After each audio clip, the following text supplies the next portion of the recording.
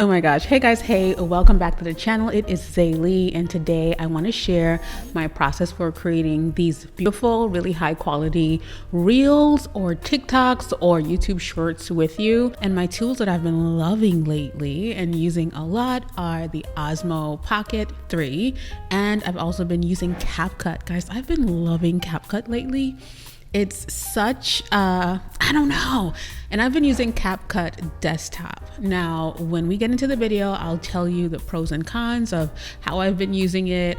I'll tell you if I'm using pro or the free account, and kind of dive into what I like about both aspects of using CapCut. If you don't know what CapCut is, it's an amazing editing software. And I love CapCut because they're always improving the product. So I'm a fan of using it in my workflow lately, and I'll share exactly why. I'll take you through my process of recording my B-roll or recording my content with the Osmo, even when I'm in studio. And then I'll take you to how I just switch over into a different part of my studio and create on CapCut. So let's get into the video. So I said I was going to take you through my process, and I'm going to take you through the full process. The first thing I do before I record anything is I start with research. And then I start thinking about what goal I want for my content, or what I want to share, or what I want to share with my community. Now, for me, I am a business owner, so most of my content is focused around my products and my services. And so because of this, one thing that I love doing with my community is telling stories. Telling amazing stories is a game changer because it creates relatability, it creates community, and your story is the thing that will really help you stand out in the online space. It's the one thing that is not the same for everyone. We have similar stories, but we don't have the exact same story. And if I can show my audience how they can relate to my situation, or learn more about me, or dig deeper into an experience I had, then that is what really helps people to stick. So if you want to make money online and you want to create stellar content, learn to tell stories. Now, of course, you might be hearing this and you're thinking, Zaylee, it's not that easy. I don't even know where to begin or what to start to speak about. Well, I have a guide for you that will give you prompts so that you will know exactly what you want to talk about when you get on camera. It's a full list, and I'll make sure that I leave the link to it down below. And did I mention it's completely free? Yep, it's completely free, just for you. Okay, back to the video. So let's recap what I just said. We spoke about doing research, we spoke about having a goal for your content, and we spoke about adding a story or something that you've experienced to your content plan as well. Now, once you've done that, then we'll start thinking about what it takes to capture or tell this story or demonstrate whatever it is that you're trying to explain or display inside of your piece of content. So when we get to this point, that's when I start brainstorming what that would look like, and then I jump over to recording with my Osmo. Now, PS, I never know what you guys want to see on this channel, and it's always helpful when you share what you want to see. Now, for me, I'm thinking maybe I should create a detailed video about how I actually brainstorm that content, but I'm not sure if you would like to see that. So let me know down below if that's something that you would like to see, if you want to see my detailed process on how I work the content plan out for a piece of content before I actually record it. Okay, guys, so it's currently nighttime in the studio. The camera that I'm on right now is the Osmo Pocket. The reason I love using this camera is because it's super tiny. If you have not seen what the Osmo looks like just yet, this is what it looks like. It's really pocket sized, and I love that I can put it in any corner of the studio and still get a good shot. I want to share how I position it somewhere in the corner of my studio because I do record my content, in my studio more than likely. Sometimes I'll record around our home, but the studio is my creative space, and it's where I get to really zone out and do whatever it is I want to do in here without any distractions and all that jazz. So if you look on my Instagram or on my shorts, sometimes you will see me, just having the camera positioned somewhere across the room, and I'm recording, whether it is a time lapse, which is a video that moves really quickly, or I'm using it to record an actual video like I'm using it now, or I'm recording B-roll for a video video, I use this camera in so many different ways, and it's boosted my creativity so much because of how easy it is. So I feel like the Osmo is an amazing beginner camera, and you can just plop it somewhere and use it. Okay, so the first thing I do is I place my camera in the corner of a room or whatever room you're in. Now for me, I love to make sure that I am putting it on the mode that I want it to be on, whether I'm taking photos or I am actually taking a video. Play around with your Osmo. Now when it comes to placing your Osmo in the corner of your room, you have to test and take test clips to see if you're capturing what you think that you want to see in your head. So you might have to move your camera around a little bit. You might have to change some settings on the Osmo. You might have to, put it in a different position. The key here is to explore and have fun learning while you're exploring versus thinking too hard about what you want your content to look like in the moment. Also, a good tip here is to just use the automatic settings on the Osmo if, getting all of the settings perfectly together is not your jam. You don't have to waste time trying to learn all the settings that are manual when you first get started. Automatic captures really great content as well. Now, when you're done taking all of your test shots, then the real work starts. You take your list out or your content plan and you start shooting exactly what you had planned to shoot. Now, I like to change and do different angles and go from different places and spaces. Make sure that you are continuously testing and reviewing that content before you actually continue so that you can be sure that you're getting exactly what you want to get. Here's what makes the Osmo the craziest tool for me personally. I love that I can get content that is portrait, which is upright and is perfect for TikTok, Instagram, Shorts, and landscape, which is perfect for when you're creating larger videos on YouTube. So I like switching between both as needed. Now, disclaimer for recording this video, I am using Ecamm Live. So with Ecamm Live, I can plug up all of my cameras to my computer. You just saw me kind of switch the shot right there. So I have several cameras hooked up to my computer, and the beauty of the Osmo is I can also hook it up to my computer as well. I was looking at the wrong camera there, but let me go back to my main camera, which is usually in front of me. And this is also connected to Ecamm. So I have 3 cameras connected to Ecamm. This is just how I create content. So sometimes in my content creation process, I will actually have my cameras hooked up. And even though I'm using the Osmo, I will hop in here with really high quality video just to get an extra, that's just how I create, but you don't have to do all of this. You can just use the Osmo, because I have just used the Osmo only and created this same type of video. Obviously, the quality will be a little bit different. So let's get over to CapCut now that I've shown you what I use. We're gonna go over to my other computer on the other side of the studio, which is where I do most of my editing. If I do get, if I do capture something that I really like, I'll jump onto this computer and I'll get into the editing process. Now, I will say sometimes this happens at the same time. So sometimes I'm in a creative flow and I've researched my video, I have planned it out, I have captured my B-roll with the Osmo, and then I start exporting everything over to this computer almost right away. And I'll get into the editing process, which I'll show you in a little bit. So I just wanted to share that. And then there are other times where I only record B-roll and I have all of that B-roll that I can add to videos when I'm ready, or I can edit on a different day, or my husband is usually the person that edits most. Like, he edits 95% of our content. So I just wanted to be sure to say that. Now, when it comes to editing, let's get on the back end of CapCut. It's so much fun there. Let me know if you're a CapCut user as well. I want to know down in the comments. Let's connect.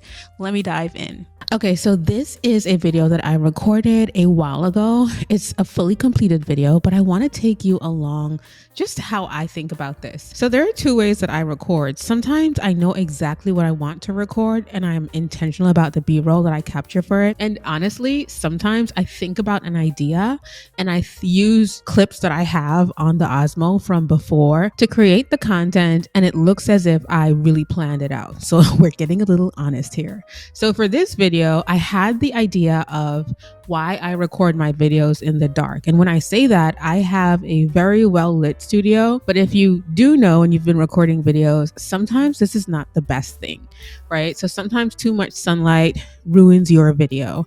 And so for me, I have to make sure that whenever we are recording or I'm going to record content, I have to close the windows so that the light is consistent and I can use the lights above to give me consistent lighting. So I love using artificial lighting. I love the natural light look, guys, but it doesn't really always work that well. And I wanted to share that lesson with the people that look at my videos. So in essence, I created a video about why I record my videos in the dark. And when I say that, I literally just mean this is why I use artificial light versus using natural light. So I came up with the idea for the video and I created the intro where I actually share it. Now, one of the first things that I do is I will lay down a bunch of B-roll that pertains to what I'm speaking about. And then I start adding voiceovers. So I imported all of these clips. I knew I had the intro right here. And so I added all of these clips that I had inside of the Osmo before to go along with what I was saying inside of the video itself. Now, the intro was the only one that I used the microphone for, and I voice overed the rest. The cool thing about voice over content is it's really popular right now, and you can use whatever B-roll clips that you've captured and just use your microphone as you're editing on the computer to tell the story or to share whatever it is that you desire to share.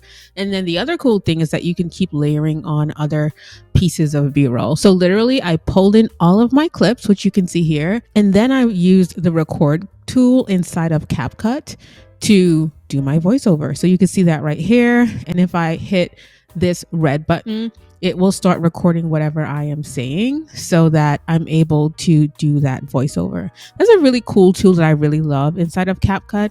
And the other thing I love about it is that you're able to go into settings and change, like, lower the volume or enhance voice, which is a pro feature.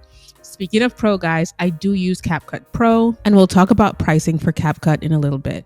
But I laid down the intro for my video. And one thing that I want to share, especially when it comes to the intro of the video, is that I started talking, but immediately 3 seconds in, I wanted to add alternative content that shows even more what it is that I'm talking about. So I started speaking about my studio here. And then what I did was I showed my husband and I working at night, because you guys know we work together. And so if you look at the light here and the dark here, you can see the difference and you can see why I record in the dark. Now, at the end of this video, even though I explained everything in this video, and PS, if you're not following me on Instagram, that's where I share this content the most, or this type of content the most. So follow me over on Instagram at Zaylee Barclay. I'll leave that down below in the description box. But if you look here, you'll see the outcome. And I actually shared that. So this is the only content that is not recorded on the Osmo. And this is like what my content looks like. Now that I'm looking at this, one thing that I could have done to improve this piece of content is show how messed up your content looks if you're using natural light and it changes, or just how the video looks washed out. I can look back and see that would have been really cool to share to really get that point across. So let's recap that a little bit. The first thing that I do is I lay down all of my clips. Second thing I do is organize all of my clips in CapCut. Third thing that I do is add my voiceover. And after I add my voiceover, I will go in and add additional B-roll depending on what I'm speaking about. So for example, this B-roll piece here, it was because when we first moved into this space, the top of the windows were not blocked off, and that would affect the quality of my videos. And if you look here, the top of the windows are blocked off. So my husband had to figure out how to block it off. And then I just closed the blinds and I have a good dark room to record in, and I can turn on my artificial lights and get my content looking like this. Okay, the last thing I want to show here is the CapCut Pro plan. You can do a lot with the free version of CapCut, but you can do so much with the paid version of CapCut. And so you can see here that I pay $80, so $74.99 basically. and I've paid for a whole year. So I got this on January 1st. I've been using it and I paid through Apple Pay. But listen, I feel like it's such a steal. I can't remember, I'm not the mathematician here, so I don't know how much that is every single month, but maybe like $10 or less than $10. I don't know. Let me see. $75 divided by 12, $6, guys. I don't know if that's still the same price, but for me, that makes so much of a difference.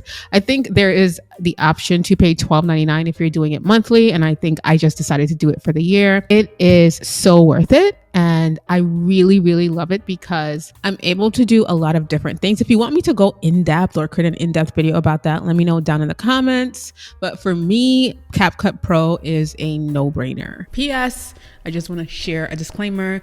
I am way into my video journey. So if you're a beginner, don't feel overwhelmed by all that you see here in my studio. I did not have a studio like this when I first started.